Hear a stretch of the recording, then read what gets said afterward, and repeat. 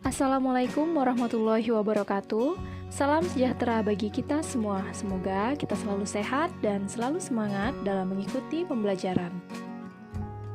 Pada materi kali ini, kita akan membahas tentang seni musik kelas 8, bab 4, yakni teknik bermain alat musik tradisional. Berikut peta kompetensi dan tujuan pembelajaran yang akan dilakukan.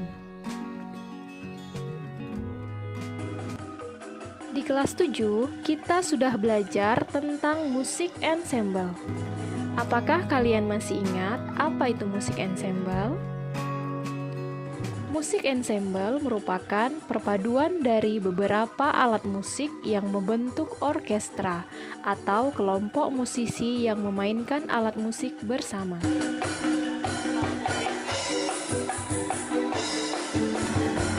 Jenis musik tradisi Indonesia. Musik merupakan bahasa universal. Melalui musik, orang dapat mengekspresikan perasaan. Musik tersusun atas kata, nada, dan melodi yang tercangkup menjadi satu. Berikut contoh musik tradisi Indonesia. Di daerah Aceh, terdapat musik yang disebut dengan didong. Didong merupakan suatu bentuk kesenian tradisional yang sangat populer di Aceh Tengah oleh sejumlah 30-40 kaum pria dalam posisi duduk bersila dalam suatu lingkaran. Nyanyian didong diiringi dengan tepuk tangan secara berirama oleh para peserta itu sendiri.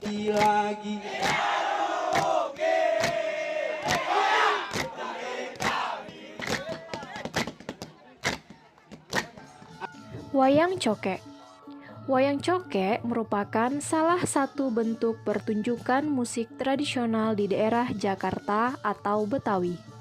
Wayang cokek berupa kesenian nyanyi dan tari dilakukan oleh pemain-pemain wanita. Orkes yang mengiringi bentuk nyanyian dan tarian ini terdiri dari kombinasi sebagai berikut: gambang kayu, rebab, suling, kempul, kadang-kadang ditambah dengan kenong, ketuk, krecek, dan gendang.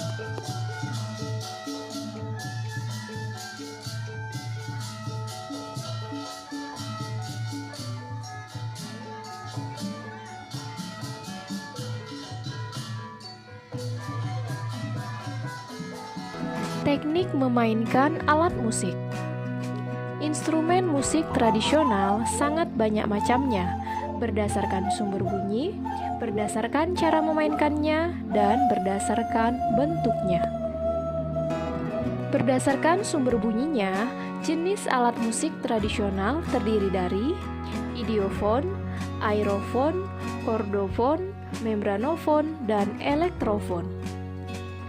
Idiofon adalah alat musik yang sumber bunyinya berasal dari bahan dasarnya atau alat musik itu sendiri. Contoh, kolintang dari Minahasa dan angklung dari Jawa Barat. Aerofon adalah alat musik yang sumber bunyinya berasal dari getaran udara yang ada. Contoh, suling dari Jawa dan nafiri dari Riau. Kordofon adalah alat musik yang sumber bunyinya berasal dari dawai atau tali. Contoh, rebab berasal dari Jawa Barat dan kecapi berasal dari Sulawesi Barat. Membranofon adalah alat musik yang sumber bunyinya berasal dari selaput atau membran.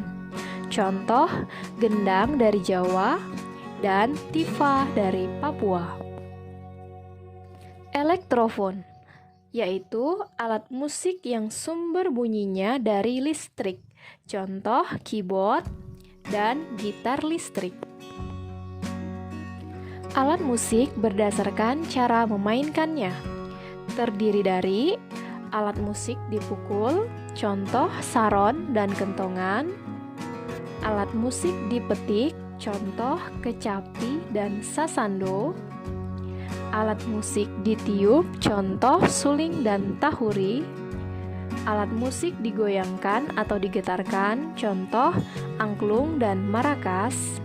Dan alat musik digesek, contohnya rebab dan biola. Alat musik berdasarkan bentuknya dibagi menjadi bentuk tabung, bentuk bilah, dan bentuk pencon. Bentuk tabung merupakan bentuk umum dari alat musik yang memakai bahan dasar bambu. Dalam perkembangannya, bahan bambu tersebut dapat digantikan dengan bahan lain seperti kayu dan logam. Instrumen yang termasuk dalam bentuk tabung misalnya kentongan, angklung, dan suling. Cara memainkan alat musik ini ada yang dipukul, digoyang, dan ditiup. Bentuk bilah. Berbeda dengan bentuk tabung, bentuk bilah ini tidak memiliki rongga. Kekuatan bunyi yang dihasilkan masih perlu didukung oleh perangkat lain, yakni wadah gema sebagai resonator. Permukaan bentuk bilah dapat berupa bidang rata, dapat pula bidang cembung, bahkan kadang-kadang berupa irisan dari bentuk tabung. Alat musik berbentuk bilah adalah gambang, saron, dan gender. Cara memainkan alat ini dengan cara dipukul. Bentuk pencon. Istilah pencon berasal dari kata pencu, yakni bahasa Jawa, yaitu bagian yang menonjol dari suatu bidang datar atau yang dianggap datar. Di negeri kita, alat musik jenis pencon ini terdapat cukup banyak. Misalnya, bonang yang berasal dari Jawa dan Sunda, talempong dari Pinang, dan kangkanong dari Banjar. Cara memainkan alat ini dengan cara dipukul. Itulah beberapa pembagian alat musik. Sekarang, yuk kita mengenal musik angklung. Angklung merupakan salah satu alat musik tradisional Indonesia yang terbuat dari bambu dan merupakan warisan budaya Indonesia dan telah diakui secara internasional oleh UNESCO. Angklung tumbuh dan berkembang pada masyarakat suku Sunda, digunakan untuk upacara tanaman padi. Jenis-jenis angklung tersebut adalah angklung kanekes. Angklung ini sering dikenal sebagai angklung Baduy, digunakan untuk upacara menanam padi. Angklung ini bukan hanya sebatas media hiburan, tetapi juga memiliki nilai magis tertentu.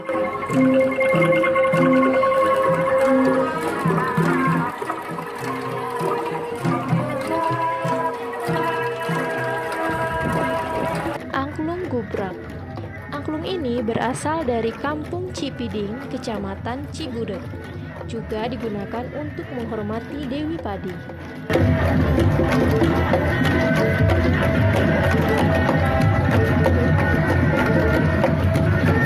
Angklung dok-dok lonjor. Angklung ini berasal dari masyarakat Banten Selatan, di daerah Gunung Halimun.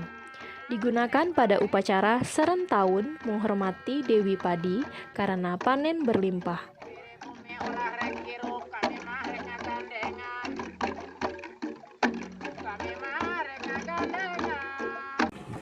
Angklung badeng. Angklung badeng berfungsi sebagai hiburan dan media dakwah penyebaran Islam. Namun sebelumnya di Garut, tepatnya di Kecamatan Malangbong, juga dipakai berhubungan dengan ritual padi.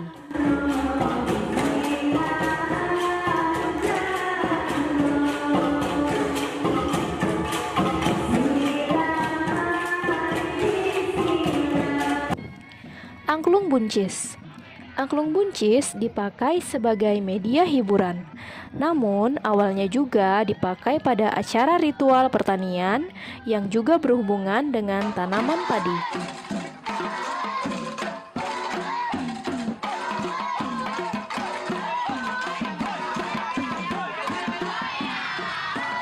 Berlatih angklung. Angklung yang dikembangkan di sekolah adalah angklung padaeng. Angklung padaeng terdiri dari dua kelompok besar sebagai berikut: angklung melodi dan angklung pengiring. Angklung melodi yaitu angklung yang berfungsi untuk membawakan melodi pokok. Angklung ini hanya terdiri dari 2 tabung bambu. Angklung pengiring yaitu angklung yang dipakai sebagai akord mengiringi melodi pokok. Angklung ini terdiri dari 3 atau 4 tabung bambu. Dalam bermain angklung, tangan kiri digunakan sebagai gantungan, sedangkan tangan kanan untuk menggoyangkan, sehingga angklung berbunyi. Coba perhatikan cara memainkan angklung berikut.